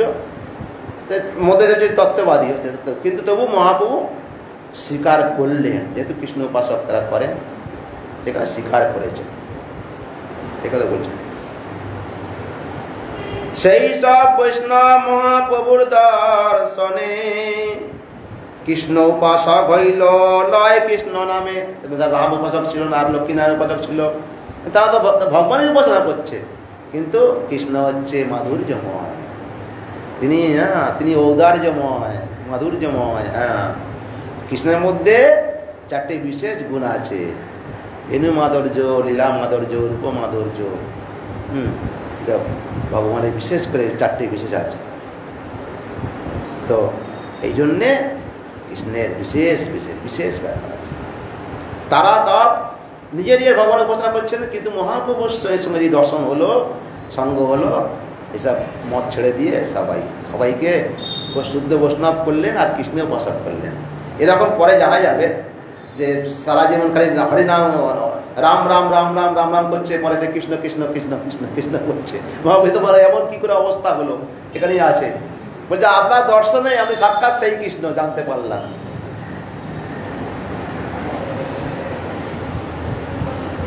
রাম রাঘব রাম রাঘব রাম রাঘব রাম রাঘব পাহি মাম, কৃষ্ণ কেশব কৃষ্ণ কেশব কৃষ্ণ কেশব রক্ষমাম। এই শ্লোক পথে পড়ি করিলা প্রয়াণ, গৌতমী গঙ্গায় যায় কইল গঙ্গা স্নান। গৌতমী গঙ্গা কালকে পাঠ হচ্ছে না এখানে, বিষ্ণু মহারাজ বলছে না, সেখানে যে স্নান করলেন, মহাপ্রভু স্নান করলেন। এই শ্লোক বলতে বলতে রাম রাঘব রাম রাঘব রাম রাঘব পাহি মাম, কৃষ্ণ কেশব কৃষ্ণ কেশব কৃষ্ণ কেশব রক্ষমাম। এই কথা হাত তুলে কীর্তন করতে করতে করতে করতে কীর্তন করতে করতে যাচ্ছেন, আর ভক্তরা পেছনে পেছনে সব যাচ্ছেন। এতে এতে এই শ্লোক পথে পড়ি করিলা প্রয়াণ, গৌতমী গঙ্গায় যাই কইল গঙ্গা স্নান। তারপরে কোথায় যাচ্ছেন? মল্লিকার্জুন তীর্থে যাই মহেশ দেখিল, তাহা সব লোক কৃষ্ণ নাম লওয়াইল। মল্লিকার্জুন সেই পাহাড়ের উপরে হ্যাঁ সুন্দর, সেখানে শিব পার্বতী ব্রাহ্মণ ব্রাহ্মণীর বেশে থাকেন। শিব পার্বতী সেখানে ব্রাহ্মণ ব্রাহ্মণী বেশে থাকেন। সেখানেও তো দুর্লভ দর্শন, সেই জঙ্গলের মধ্যে গেছেন তো, সেই সন্ধ্যেবেলা আমরা গেলাম সেখানে, যেতে যেতে দেখি, হ্যাঁ এখন সব অনেক পরিবর্তন হচ্ছে, যেতে যেতে দেখি একটা বাস যখন যাচ্ছে, এখান থেকে ওই মায়ের মধ্যে একটা বড় একটা অজগর আস্তে যাচ্ছে, অজগর সব সন্ধ্যেবেলা চারিদিকে আলোয় আলোয় সব দেখা যাচ্ছে। বাসে, আমি তো বাসে কি করতাম, বাসের ড্রাইভারের কাছাকাছি থাকতাম বেশিরভাগ, সুন্দর দৃশ্য করে দেখবো বাসে। হ্যাঁ দক্ষিণ ভারতে, আজ থেকে 32 বছর আগে আমি সন্ন্যাসী মহারাজ সব গিয়েছিলাম, তখন তার কথা বলছি। স্যার ড্রাইভার বলছে দেখুন দেখুন, সাধু বাবা দেখুন, এই দেখুন অত কত বড় একটা বাসটা দাঁড় করালে কিছুক্ষণ আস্তে আস্তে আস্তে চলে গেল। সেখানে হ্যাঁ মল্লিকার্জুন শিব শিব পার্বতী সেখানে ব্রাহ্মণ ব্রাহ্মণীর বেশে থাকেন। ভগবানও ঘোর সুন্দরকে সেই ব্রাহ্মণ ব্রাহ্মণী বেশে দর্শন দিয়েছিলেন, তাদের সঙ্গে অনেক আলোচনা হয়েছিল। ভগবানের সঙ্গে দিব্য লীলা যেটা হয়েছিল বলছি আর কি। মল্লিকার্জুন তীর্থে যাই মহেশ দেখিল, তার তাহা সব লোকে কৃষ্ণ নাম লইল, রামদাস মহাদেবে করিল দর্শন, অহবল সিংহের করিলা গমন। রামদাস মহাদেব দর্শন করলেন, রামদাস মহাদেব। তারপরে অহবিলম, অহবিলম হচ্ছে এই অহবিলম যেখানে প্রহ্লাদ মহারাজের বাড়ি, হিরণ্যকশিপুর যেখানে বাড়ি করে, হ্যাঁ বাড়ি, তাকে বলা হয় অহবিলম নৃসিংহদেব। দক্ষিণ ভারতে 3 রকম নৃসিংহদেব আছে, মানে 3টে বিশেষ বেশ বড় জায়গা, জিয়র নৃসিংহ, অহবিলম আর পানা নৃসিংহ, 3টে জায়গায়। হ্যাঁ অহবিলম এখানে হিরণ্যকশিপুর বাড়ি, যেখানে সেও পাহাড়ের উপরে, সেখানে হ্যাঁ সেও বিরাট জঙ্গল, সেখানে দর্শন করতে গেছি। হ্যাঁ বাবা বিরাট ব্যাপার সেখানে। সেখানে অহবিলম নৃসিংহদেব, সেখানে হচ্ছে হিরণ্যকশিপু, সেখানে তার বাড়ি ওখানে অহবিলম। নৃসিংহদেব হচ্ছে সেখানকার যে হিরণ্যকশিপুর কোথা হয়েছে অহবিলম বলা হয়। আর একটা হচ্ছে পানা নৃসিংহ, সেই গোদাবরীর পশ্চিম পাড়ে, সেখানে হচ্ছে পানা নৃসিংহ। পানা নৃসিংহ হচ্ছে এমন, তার এমন বৈশিষ্ট্য আছে, সেখানে ভগবানের শরবত ভোগ হয়। পানা মানে শরবত, পানা জানেন তো শরবত? হ্যাঁ হ্যাঁ গো, আরে দুধ পানা মানে শরবত, ওই এত জিনিস তো। দুধ মানে ঘোল দুধ, শরবত। শরবত বলতে গেলে কি এরকম মানে ইয়ে দিয়ে, গোলমরিচ দিয়ে, মিষ্টি দিয়ে, আরো সব দিয়ে সব শরবত আমরা মনে করবো। আমি বলি কত দেবেন, আমরা বলবো যে 5 কিলো শরবত আমরা দেবো। আচ্ছা হিসেব মতন দেয়, গোলমরিচ ফলমরিচ দিয়ে হ্যাঁ শরবত চিনি মানে শরবত করলেন। তার বৈশিষ্ট্য হচ্ছে এমন, যা দেবো মুখে ঢকঢক করে যখন দিয়ে দিলাম, মুখের মধ্যে ঢেলে দিল, হ্যাঁ পূজারি দিলে অর্ধেক থেকে গেল আর অর্ধেক বেরিয়ে এলো। দেখুন পানা নৃসিংহের বৈশিষ্ট্য, অর্ধেক ভেতরে থেকে যাবে আর অর্ধেক বেরিয়ে আসবে। 5 কিলো যদি যদি ভোগ লাগানো হয়, 2.5 কিলো বেরিয়ে আসবে আর 2.5 কিলো থেকে যাবে। 10 কিলো দিলে 5 কিলো বেরিয়ে আসবে, 5 কিলো থেকে যাবে। 1 মণ দিলে 20 কিলো বেরিয়ে আসবে আর 20 কিলো থেকে যাবে। এইভাবে আমরা 2-3 বার পরীক্ষা করেছি। 10 সের দেওয়া হলো, 5 সের বেরিয়ে এলো, 5 কিলো থেকে গেল, এই পরীক্ষা করার জন্য। এইটাই ঘটঘট করে আওয়াজ হচ্ছে। হ্যাঁ সুন্দর ইয়ে, সেই পাহাড়ের সঙ্গে মেশানো, শরীর থেকে বেরোনে মানে এইভাবে সর্বোচ্চ নিয়ে ঢেলে দিচ্ছে, শঙ্কের বড় শঙ্কাজে নিয়ে এইভাবে নিয়ে সর্বত মুখে ঢেলে দিচ্ছে। ঘটঘট করে আওয়াজ হচ্ছে, কিছুক্ষণ পরে সব বেরিয়ে এলো আবার কিছুটা, মানে অর্ধেকটা। এটা হচ্ছে এটা হচ্ছে পানা নৃসিংহ, মানে সে তার নামই হচ্ছে পানা, ভগবানকে শরবত ভোগ হয়, পানা ভোগ হয়। হ্যাঁ বিশেষ। আর একটা হচ্ছে জিয়র নৃসিংহ, তার 1100 সিঁড়ি সেখানে, জিয়র নৃসিংহ। প্রথম হচ্ছে জিয়র নৃসিংহ, প্রথম জিয়র নৃসিংহ বলছি তো, তারপরে পানা নৃসিংহ, তারপরে অহবিলম। আবার অহবিলম যে তারপরে পানা নৃসিংহ দর্শন করা যায়। যাই হোক, নৃসিংহ দেখিয়া তারে কইল নতি, ভগবান নৃসিংহদেবকে দেখে, আরে ভগবান তো তিনি সাক্ষাৎ নৃসিংহদেব মহাপ্রভু, তিনি তো সর্ব অবতারী। নৃসিংহ দেখিয়া তারে কইল নতি স্তুতি, তাকে প্রণাম করে নৃত্য করছেন, গাইছেন। সিদ্ধবট জেলা যাহা মূর্তি সীতাপতি, সিদ্ধবট সীতাপতি মূর্তি, সেখানে রাম সীতা মূর্তি আছে। রঘুনাথ দেখি কইল পনতি স্তবন, তাহা এক বিপ্র প্রভুর কইল নিমন্ত্রণ। মানে সেখানে দুপুর হয়ে গেছে, এই সিদ্ধগড়, সেখানে রাম সীতা সুন্দর মূর্তি আছে, ভগবানের স্থাপ করছেন। মহাপ্রভু বললেন এক বিপ্র, সেখানে এক ব্রাহ্মণ মহাপ্রভুকে নিমন্ত্রণ করলেন। যেই দুপুর হবে ঠিক সময় এক শুদ্ধ বৈষ্ণব এক ব্রাহ্মণ এসে যাবে, এসে ভিক্ষা করার জন্যে প্রভু চরণ আমার বাড়িতে ভিক্ষা করবেন। ঠিক সময় দুপুরবেলা ঠিক এসে যাবেন মহাপ্রভু। এইভাবে দক্ষিণ লীলা চলেছে। এইভাবে সঙ্গে কৃষ্ণদাস আছেন একজন, কাউকে তো নিতে চাননি, সে কৃষ্ণদাসকে নিলেন। সেই বিপ্র নাম হচ্ছে রাম, সেই বিপ্র রাম রাম নিরন্তর লয়। যেখানে সেই ভগবান রাম সীতার মূর্তি আছে, সেখানে যে ব্রাহ্মণ আছে মহাপ্রভুকে নিমন্ত্রণ করেছেন, বাড়িতে নিয়ে গেছেন, কিন্তু সেখানে সবসময় সে ভগবানের নামেতে মত্ত হয়ে আছে। সেই বিপ্র রাম নাম নিরন্তর লয়, রাম রাম বিনা অন্য বাণী না কয়। মুখে আর কোনো কথা নয়। মহাপ্রভুকে নিয়ে গেছেন, মহাপ্রভু দেখছে সবসময় নামেতেই মত্ত। আমাকে কি খাওয়ার ব্যবস্থা করবে কোনো এ নেই, খুশ নেই। সেই দিন তার ঘরে রহি ভিক্ষা করি, তারপরে যাও ভিক্ষা প্রসাদ পেলেন। সেই দিন তার ঘরে রহি ভিক্ষা করি, তারে কৃপা করি আগে চলিলা গৌর হরি। তাকে কৃপা করে চলে। এরপরে কি হচ্ছে দেখুন। স্কন্দ ক্ষেত্র তীর্থে কইল স্কন্দ দর্শন। স্কন্দ মানে কি? স্কন্দ মানে ভগবান কার্তিক, কার্তিকের নাম হচ্ছে স্কন্দ। স্কন্দ ক্ষেত্র তীর্থ কইল স্কন্দ দর্শন, ত্রিমঠ আইলা তাহা দেখি ত্রিবিক্রম।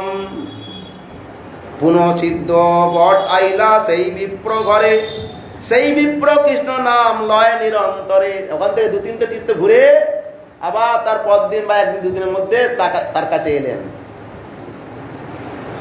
যে সবসময় রাম নাম নিচ্ছিল আর কি, সিদ্ধ বট। যেখানে এসে দেখছে সে সবসময় দিনরাত রাম রাম রাম রাম করছে, দেখছে কৃষ্ণ কৃষ্ণ কৃষ্ণ কৃষ্ণ করছে। মহাপ্রভু এইটা ভঙ্গি করার জন্যেই, প্রচার করার জন্যই সেখানে আবার ঘুরে এলেন না। কিন্তু যেখানে মহাপ্রভু একবার গেছেন সেখানে আর কোনো দ্বিতীয়বার যাননি। হ্যাঁ, ওখানে গেছেন, ওই এখানে গেছেন, ওইখানে গেছেন। ওই যার কুষ্ঠব্যাধি হয়েছিল, সে খুব আক্ষেপ করছিল, সেখানে গেছিলেন। হ্যাঁ, সেখানে গেছেন। সেখানে যে কি হচ্ছে দেখুন। পুনঃসিদ্ধ বটাইলা সেই বিপ্র ঘরে, সেই বিপ্র কৃষ্ণ নাম লয় নিরন্তরে। নিরন্তর কৃষ্ণ কৃষ্ণ করছেন। ভিক্ষা করি মহাপ্রভু তারে বৈষ্ণব কইল, কহ বিপ্র এই তোমার কোন দশা হইল। তার সেখানে প্রসাদ পেলেন, দুপুরে রান্না বান্না করেছেন কৃষ্ণদাস।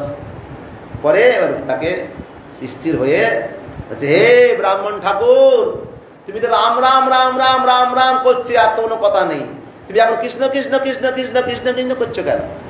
তবে এই তোমার এই দশাটা কি করে এলো? সারা জীবন ধরে সারা রাম রাম করে গেছে, মুখ থেকে নাম ছড়েনি। তোমার ইষ্টদেব রাম, তোমার এই দশা, এই কোন দশা তোমার, এই কোন দশা হলো? এই কথা বলছে। ভিক্ষা করি মহাপ্রভু তারে প্রশ্ন কইল, কহ বিপ্র এই তোমার কোন দশা হইল। পূর্বে তুমি নিরন্তর লইতে নাম রাম রাম নাম, এবে কেন নিরন্তর লও কৃষ্ণ নাম। কি সুন্দর না? বিপ্র বলে এই তোমার দর্শন প্রভাবে, তোমা দেখি গেল মোর আজন্ম স্বভাবে। বলে আরে আপনি এই আমার উলট পালট করে দিয়েছেন, আমার ইষ্টদেবকে উল্টো পাল্টো করে দিয়েছেন। আপনাকে দেখা মাত্র আজন্ম সারা জীবন ধরে আমি রাম রাম করেছি, কিন্তু আপনার মুখে যখন কৃষ্ণ কৃষ্ণ শুনলাম আর থাকতে পারলাম না। আপনি যখন বলছেন কৃষ্ণ কৃষ্ণ, তখন আমি যে কৃষ্ণ কৃষ্ণ বললাম, তারপর থেকে আর রাম নাম আসছে না। মহাপ্রভু বলছেন, আরে ঠাকুর বৈষ্ণব, এ ব্রাহ্মণ ঠাকুর, পূর্বে তুমি নিরন্তর লইতে রাম নাম, এবে কেন নিরন্তর লহ কৃষ্ণ নাম। বিপ্র বলে এই তোমার দর্শন প্রভাবে, তোমা দেখি গেল মোর আজন্ম স্বভাবে। কি সুন্দর উত্তর দিচ্ছেন। বাল্যবতী রাম নাম গ্রহণ আমার, তোমার দেখি কৃষ্ণ নাম আইলো একবার। তোমাকে দেখি যে তুমি যে কৃষ্ণ নাম বললেন, মুখে যে একবার কৃষ্ণ নাম বললুম, আর কৃষ্ণ নাম থেকে রাম নামে আসতে পারছি না। সেই হইতে কৃষ্ণ নাম জিহ্বাতে বসিলা, জিহ্বাতে বসে গেছে, মা সরস্বতী একদম ঢুকে বসে আছে। সেই হইতে কৃষ্ণ নাম জিহ্বাতে বসিলা, কৃষ্ণ নাম স্ফুরে রাম নাম দূরে গেলা। রাম নাম কোথায় চলে গেল? বাল্যকাল হইতে মোর স্বভাব এক হয়, নামের মহিমা শাস্ত্র করিয়ে করিয়ে সঞ্চয়। ছোটবেলা থেকে আমার একটা স্বভাব ছিল, নামের মহিমা, কোন নামের মহিমা শ্রেষ্ঠ, কোন কার সর্ব শক্তি আছে, এইভাবে আমি বহু পুরাণ পাঠ করেছি, বহু পুরাণ আমি ঘেঁটেছি। এবার তাই কথাই না বলছি, বাল্যকাল হইতে মোর স্বভাব এক হয়, নামের মহিমা শাস্ত্র করিয়ে সঞ্চয়। নানা রকম গ্রন্থ সঞ্চয় করে দেখেছি কোন কার মধ্যে নাম শ্রেষ্ঠ, সেই নামের মহিমা কোন মধ্যে বেশি, কোনটা ভগবানের সবথেকে জেনেছে। বিষ্ণু সর্বশ্রেষ্ঠ জেনেছে, তার মধ্যে বিষ্ণুর মধ্যে আবার সর্বশ্রেষ্ঠ কি বস্তু? আরো মৎস্য কুর্ম বরাহ নৃসিংহ বামন রাম পরশুরাম আছে তো, বলরাম, এসব দ্বাদশ 24 অবতার, আরো অনন্ত অবতার আছে। তার মধ্যে কোন অবতারটা শ্রেষ্ঠ নাম, তার নামের ফলটা কি? এখানে আমি বহু শাস্ত্র গ্রন্থ করে আমি অধ্যয়ন করেছি। পদ্মপুরাণে শ্রী রামচন্দ্রের শতনাম স্তোত্রে, পদ্মপুরাণে রামচন্দ্রের শতনাম স্তোত্র আছে, সেখানে কথা শ্রী ব্রাহ্মণটা বলছেন। রামন্তে যোগী নস্তে, রামন্তে যোগী অনন্তে সত্যানন্দে চিদারমণি ইতি রাম পদে নস পরম ব্রহ্ম বিধীয়তে। পদ্মপুরাণে রামচন্দ্রের শতনাম স্তোত্র আছে। রামন্তে বলছে এখানে যে অনন্ত সত্যানন্দ চিদানন্দ স্বরূপ পরতত্ত্ব যোগী সকল রমণ আনন্দ লাভ করেন, সেই জন্যই পরম ব্রহ্মবস্তুকে রাম নামে অভিহিত করা হয়, যাতে রমণ করা হয়। এখানে বলছেন এখানে। তারপরে তো আবার দ্বিতীয় শ্রীধর স্বামী, এতে চতুর্থ শ্লোকে বলা হয়েছে কিসির ভি বাচক শব্দ পস্ত নিবৃত্তিবাচক তয়োর বৈকাং পরং ব্রহ্ম কৃষ্ণ ইত্য বিধীয়তে। পরং ব্রহ্ম দুই নাম, তারপরে বলছে এখানে কৃষ্ণ ধাতু, ভূ অর্থাৎ আকর্ষক, কৃষ্ণ আকর্ষণ করেন, সত্যবাচক ন শব্দ, নিবৃত্তি অর্থাৎ পরমানন্দ বাচক, কৃষ্ণ ধাতুতে ন প্রত্যয় করিয়া তদুভয়ের ঐক্য কৃষ্ণ শব্দে পরম ব্রহ্ম প্রতিপাদিত হইয়াছেন। এই কৃষ্ণ নামের কথা বলছেন, কিন্তু নামের যে ফলের কথা আবার এখানে বলবেন। পরম ব্রহ্ম দুই নাম সমান হইল, পুণ্য আর শাস্ত্রে কিছু বিশেষ পাইল। এই যোগী ঋষিরা রমণ করে কৃষ্ণ নামের বিশেষ মাহাত্ম লাভ করেছে। এর মধ্যে ভগবানের যত অবতার আছে, রাম আর কৃষ্ণ সর্বশ্রেষ্ঠ। পদ্মপুরাণে শ্রী রামান্তে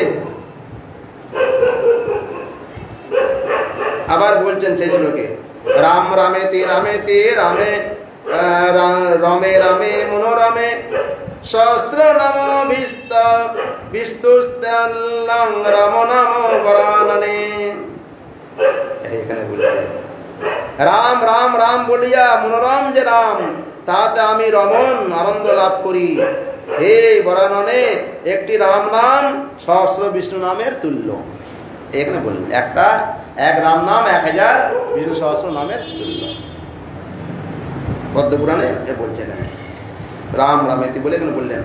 আবার ব্রহ্মাণ্ড পুরাণে বলছেন সহস্র নাম নাং পুণ্যানাং ত্রিরাবৃত্তা তু যৎফলম একাবৃত্তা তু কৃষ্ণস্য নামৈকং তৎপযচ্ছতি। আবার ব্রহ্মাণ্ড পুরাণে বলছেন পবিত্র সহস্র বিষ্ণু নাম 3 বার পাঠ করলে যে ফল হয়, কৃষ্ণ নাম 1 বার উচ্চারণ করলে সেই ফল লাভ হয়। তার মানে 1000 বিষ্ণু নামেতে 1 রাম নামের সমান। আবার 3000 বিষ্ণু নামের মানে 1 কৃষ্ণ নামের সমান।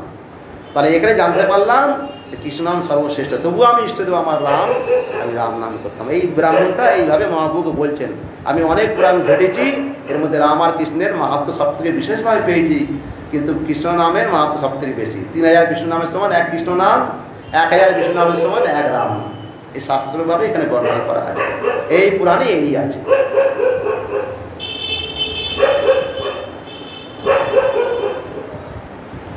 এই বাক্য কৃষ্ণ নামের মহিমা পার, তথাপি লইতে নারে শুনো হেতু তার। আমি অনেক পুরাণ ঘেটে জানতে পেরেছি, গ্রন্থে ঘেটে, কৃষ্ণ নাম রামের নাম থেকে শ্রেষ্ঠ, কারণ তার মাহাত্ম্য বেশি। কিন্তু তবু আমার ইষ্টদেব রাম, সেই জন্য আমি জানা সত্ত্বেও নিরন্তর আমি ইষ্টদেবেরই নাম করতাম। এই ব্রাহ্মণ মহাপ্রভুকে এখন তার সঙ্গে কথা হচ্ছে, বলছেন ইষ্টদেব রাম তার নামে সুখ পাই, সুখ পাইয়া রাম নাম রাত্রি দিন গাই।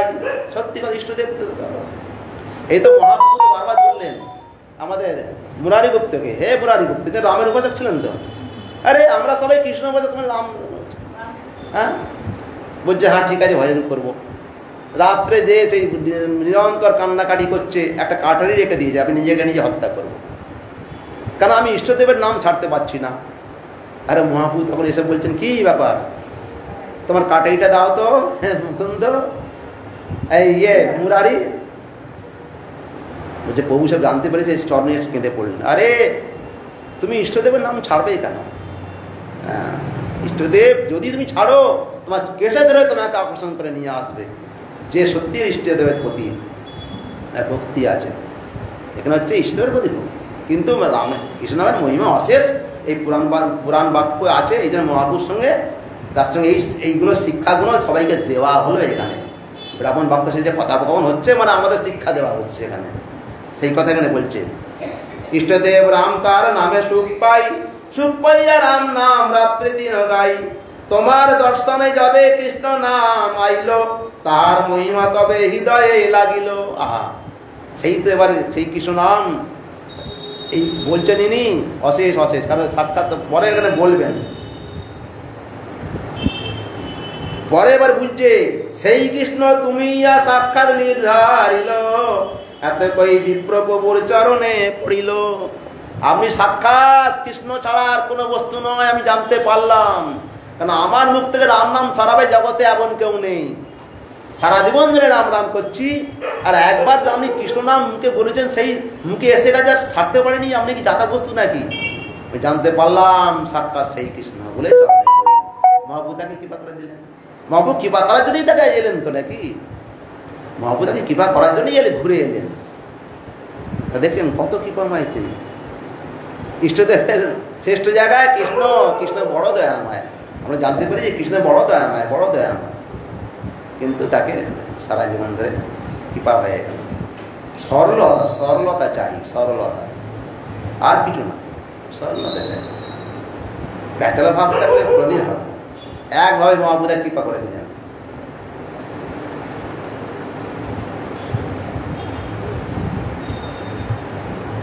সেই কৃষ্ণ তুমি সাক্ষাৎ নির্ধারিল, এত কই বিপ্র প্রভুর চরণে পড়িল। তারে কৃপা করি প্রভু চলিলা আর দিনে, বিদ্যকাশী আসি কইল শিব দর্শনে। শিবের নাম হচ্ছে বিদ্যকাশী এখানে। তা হইতে চলিয়া গে গেলা এক গ্রামে, ব্রাহ্মণ সমাজ তাহা করিল বিশ্রামে। প্রভুর প্রবে লোক আইল দর্শনে, লক্ষ অর্বুদ লোক আইসে না যায় দর্শনে। সেখান থেকে বিদ্যকাশী গেলেন, তারপরে এক জায়গায় গেলেন ব্রাহ্মণ মণ্ডলী, হাজার হাজার ব্রাহ্মণ সেই গ্রামে থাকেন, সবাই মণ্ডলী। আর মহাপ্রভু তো সেই দর্শন করে মহাপ্রভুকে সেই গ্রাম দিয়ে যখন যাচ্ছেন, মাকে যখন এলেন, সবাই দেখেই সবাই মোহিত হয়ে গেছেন মহাপ্রভুকে। মহাপ্রভু সেই জায়গাতে যান, কেন কোন জায়গায় যাবেন, সেখানেই জ্ঞানী মূর্খ পাষণ্ডী সব জায়গাতেই যাচ্ছেন, কিন্তু যেখানে শুদ্ধ শুদ্ধ ভক্তরা আছে, তাদের ভগবানকে তো বিশেষ নামটা প্রচার তো আরো বেশি করে হবে, তারা দেখেই সব। হ্যাঁ, সেই জন্যই সেই ব্রাহ্মণ সমাজ দ্বারা দেখে সবাই আনন্দ পেলেন। এখানে বলছেন প্রভুর প্রভাবে লোক আইল দর্শনে, তা হইতে চলিয়া গেলা এক গ্রামে, ব্রাহ্মণ সমাজ তাহা করিল বিশ্রামে। ব্রাহ্মণ সমাজ সেখানে মহাপ্রভু বিশ্রাম করলেন। প্রভুর প্রভাবে লোক আইল দর্শনে, লক্ষ অর্বুদ লোক আইসে না যায় গণনে। গোসাইর ঐশ্বর্য দেখি তাতে প্রেমাবেশ, সবে কৃষ্ণ পায়ে বৈষ্ণব হইল সর্বদেশ। গোসাইর প্রভাব, মহাপ্রভু তার প্রভাব দেখেই জানতে পারে কি বস্তু। সেখানে কৃষ্ণ নাম করছেন, হরি হরি বলছেন, দেখে মূর্ছিত হয়ে যাচ্ছেন। সব আশ্চর্য, আমরা ধন্য হয়ে গেলাম আজকে। বলে তারা সবাই যেই ইষ্টদেব থাক না কেন, সবাই শুদ্ধ কৃষ্ণ মন্ত্রেতে তারা শপথ নিয়ে তারা সবাই বৈষ্ণব হয়ে গেলেন। সব কৃষ্ণ মানে কৃষ্ণ ভক্ত হয়ে গেলেন।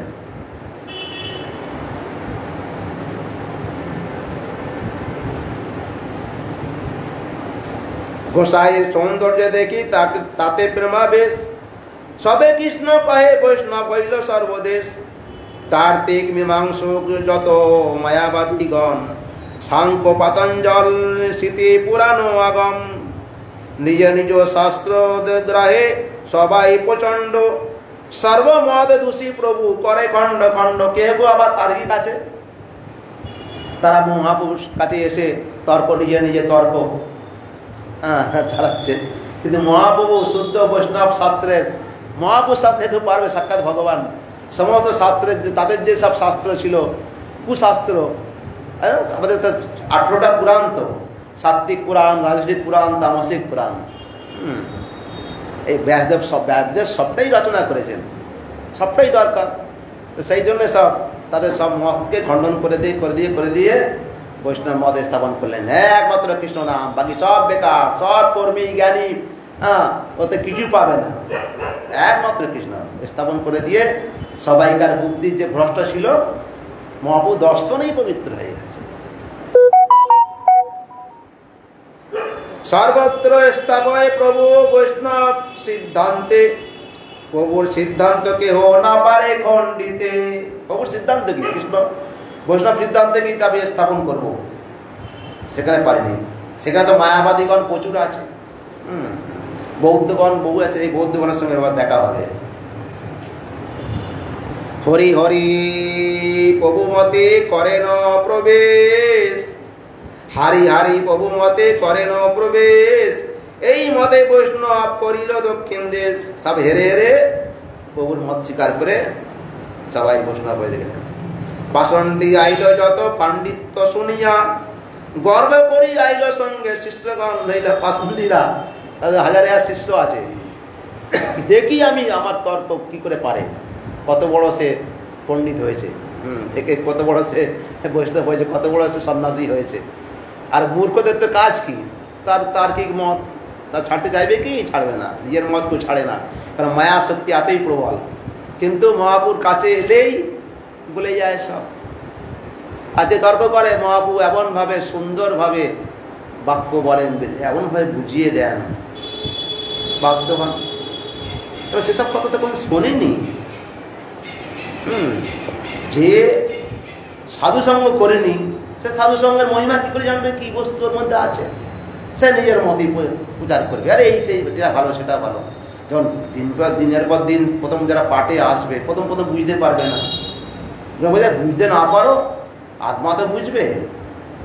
কানের মধ্যে দিয়ে প্রবেশ করাও, প্রবেশ করতে করতে করতে করতে করতে করতে বুঝতে পারবে।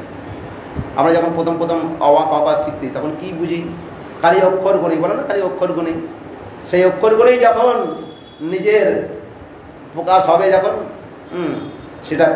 সেটা সুন্দরভাবে ছন্দ হবে, আর সুন্দরভাবে ভালো ভালো ইয়ে হয়ে সব হয়ে সুন্দরভাবে সেটা ইয়ে হয়ে যাবে।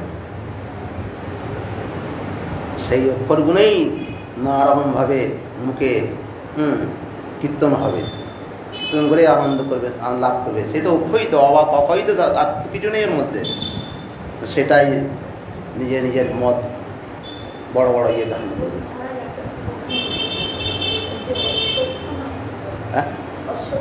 হ্যাঁ, শুরু থেকেই অশ্বত্থামা চিরজীবী। কেন? উনি তো মানে ও তো মানে শিবের, উনি তো অশ্বত্থামা হচ্ছে শিবের অংশ, যাতা বস্তু নয়। সে করেছে ওইভাবে, অশ্বত্থামা হচ্ছে শিবের অংশ, যাতা বস্তু নয়। শিব মানে রুদ্রের অংশ। শিব মানে কি? শুদ্ধ শিবের মধ্যে যে আছে না আমাদের, সেই হচ্ছে রুদ্রের অংশ। রুদ্রের অংশ মানে জানেন তো, মানে খুব মানে প্রচণ্ড অহংকারী, সব রজগুণ তমগুণের ব্যাপার সেখানে সেখানে প্রকাশ করেছে এখানে।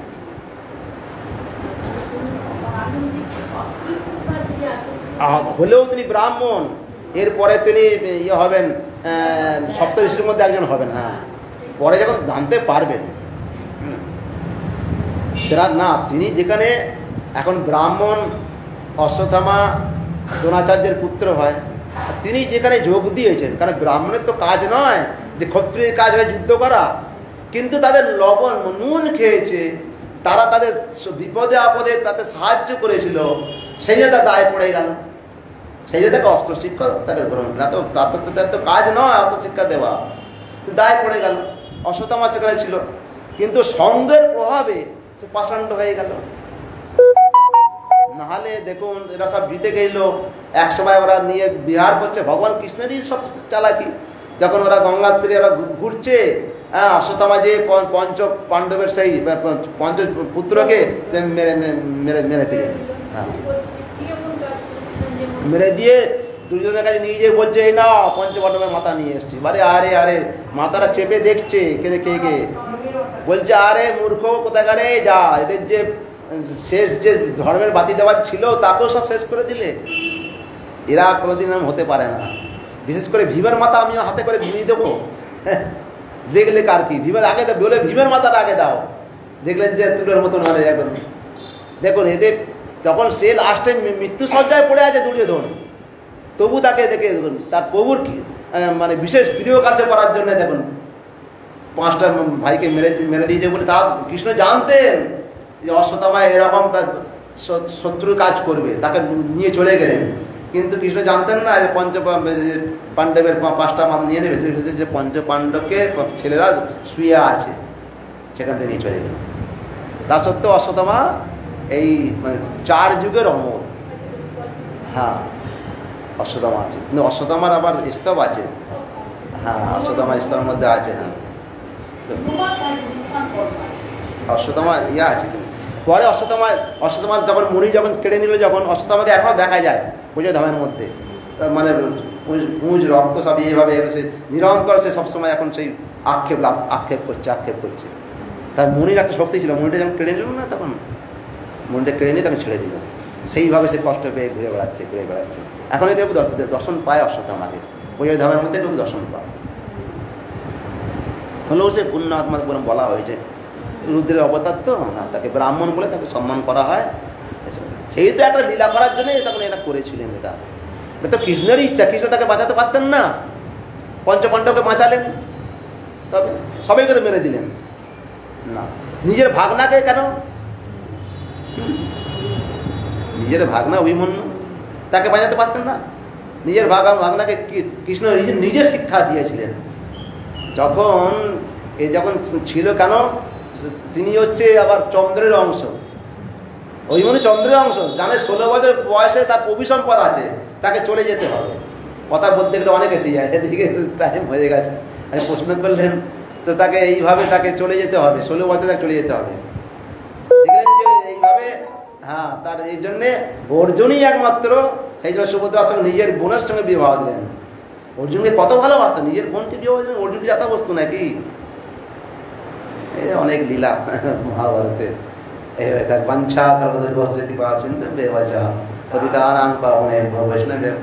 কথা বলতে গেলে এসে যায় কত। যাই হোক, সবাই মিলে বুঝতে পারছেন তো ভগবান বৈষ্ণব তত্ত্ব কি জিনিস, ভগবানের মহিমা কি জিনিস, আর কৃষ্ণ নাম কি জিনিস। আর মহাপ্রভু সাক্ষাৎ কৃষ্ণ। এইভাবে ছলে বলে কৌশলে সবাইকে তোমরা কৃষ্ণ নাম করো, কৃষ্ণ নাম করো, কৃষ্ণ নাম করো। লাস্টে বলে গেলেন ভক্তদের, হে ভক্তগণ, যদি তোমাদের যদি একান্তই আমার প্রতি ভালোবাসা থাকে, কৃষ্ণ নাম ছাড়া অন্য কিছু নাম করবে না, কৃষ্ণ ছাড়া কাউ তার অন্য ভজন করবে না, যদি তোমার আমার ভালোবাসা থাকে।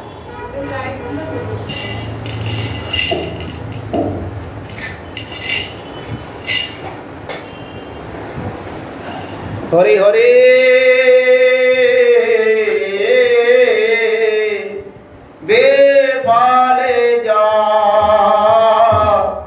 नमो गवाय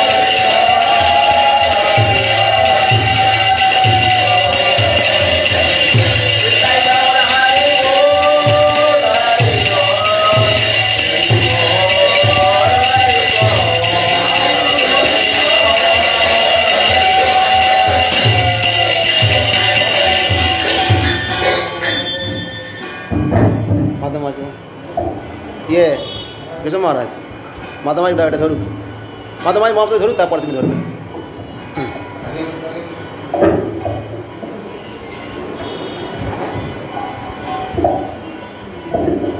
মহাপ্রসাদ ধরুন তারপরে এটা ধরবে হরে কৃষ্ণ হরে কৃষ্ণ কৃষ্ণ কৃষ্ণ হরে হরে হরে রাম হরে রাম রাম রাম হরে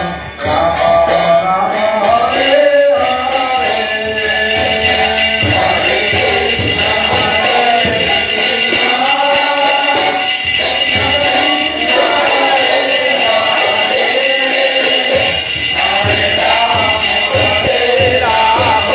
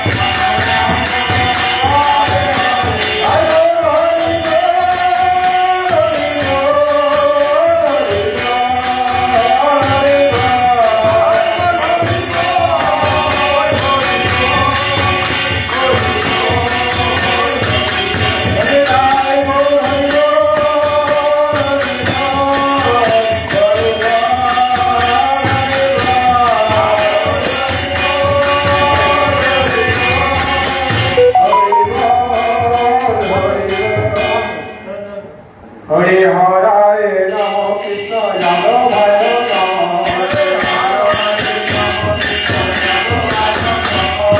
Yadavaya Madhavaya Keshavaya Namo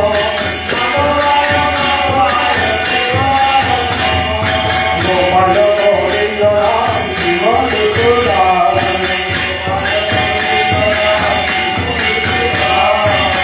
Bihari Gopinath Namo Namo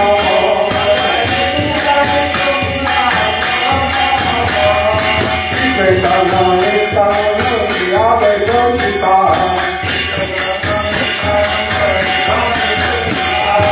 Hari Guru Vaishnava Bhagavata Gita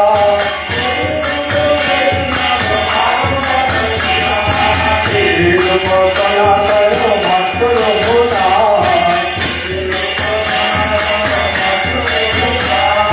Shri Gopal Bhatta Dasra Bhuta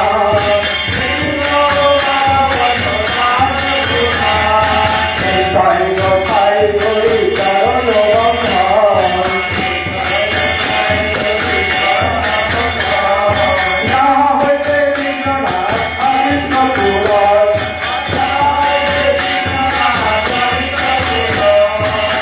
Sai Gopai Gori Charano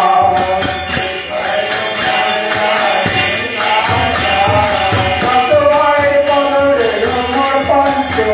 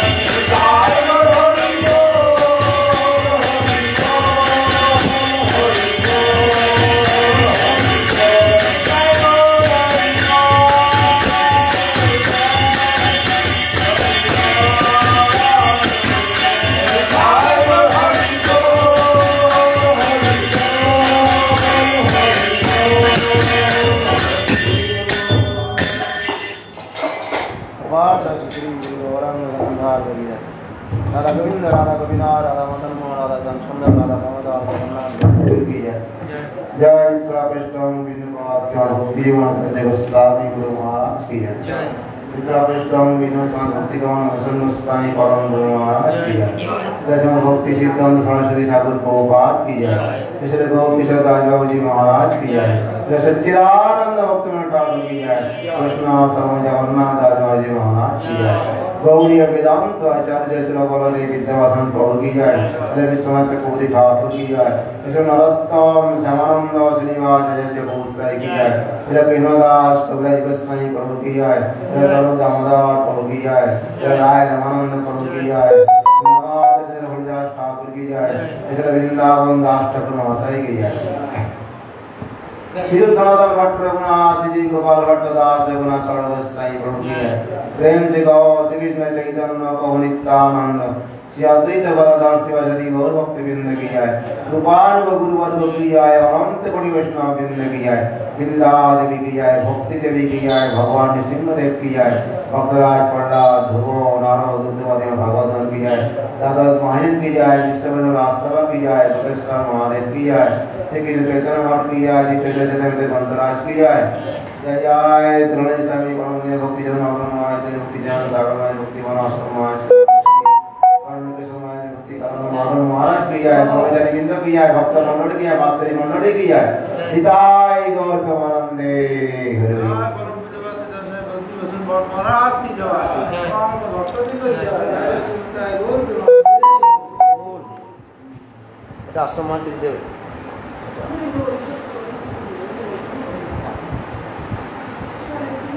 কয়েকটা বাতাসে কি করা যাবে সব শুনলে ভেঙে যাবে হাতে দিয়ে রাখা সেটাই না একটা দিয়ে বিন্দু হয়ে গেল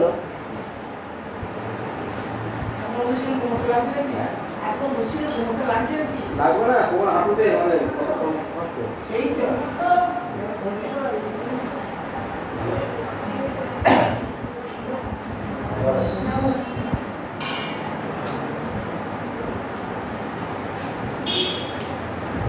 এই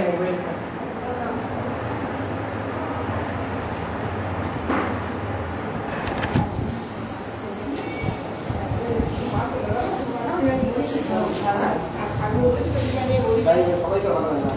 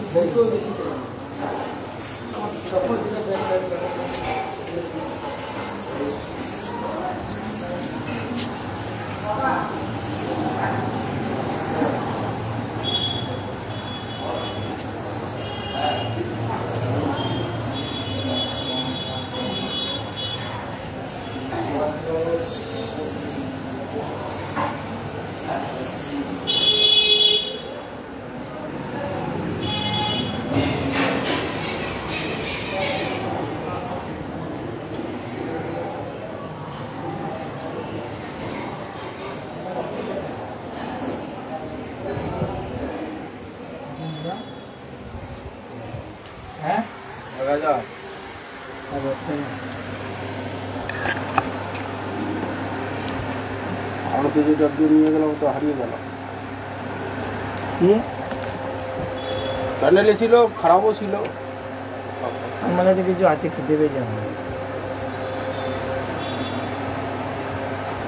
680 গ্রাম কে না না ये লিখেছে কেন 3 কেজি লোড নিতে পারে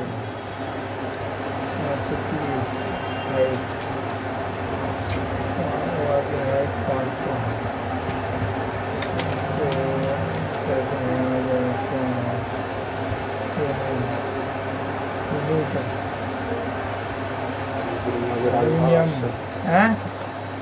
আবির্ভাব আসতে লাগবে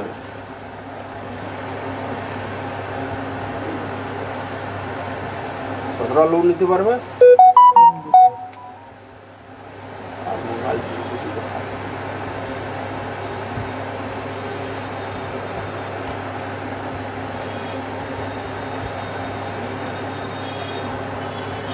আগে একটা বড় ছিল, কার হাতে ধাক্কা লেগে ভেঙে গেল যে? তোমার হাতে না কার হাতে? আমার হাতে ছিল, কে বেরিয়ে গেল আর বললাম সন্তোষ পাম করে বেরিয়ে গেল একদম ফ্লাস করে দোষ সামনে হলো।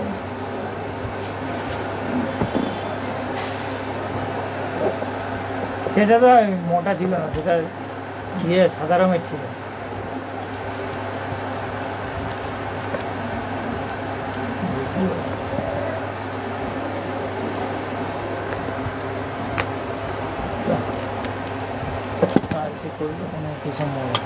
এটাও কিনলেন নাকি? এটা কত নিল? 250 কোম্পানি কি না, কি কোম্পানি? 250 টাকা শুধু? 250? তাহলে বেশি ইয়ে নয়। ভালো বুট টুট কোম্পানি নিতে গেলে বা ইয়ে নিতে গেলে এটা গোল্ড দিয়েছে, এইটা ভালো জায়গা ঠিকই আছে। 250 ভালো নিতে গেলে 1800